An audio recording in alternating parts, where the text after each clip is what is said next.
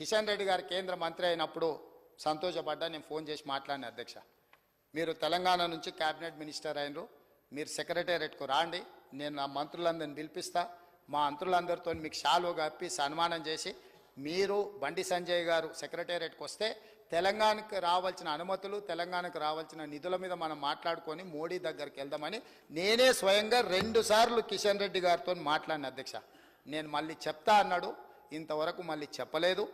కాబట్టి మోడీ గారు 2-3 సార్లు కలిసిండ్రు, అమిత్ షా గారు 3 సార్లు కలిసిండ్రు, మీ మంత్రులు 30 సార్లు కలిసిండ్రు, అనుమతి ఇచ్చారు. కానీ పాపం మరి ఏం దురదృష్టమో తెలంగాణ ప్రజలది నాకు తెలియదు. వరదలు వచ్చినప్పుడు రూపాయి వేయలేదు కిషన్ రెడ్డి గారు.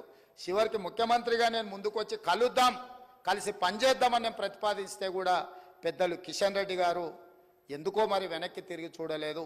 ఒకవేళ పాత ముఖ్యమంత్రి గారు ఏమైనా ఫీల్ అవుతాడేమో, ఏమైనా కోపం అవుతాడేమో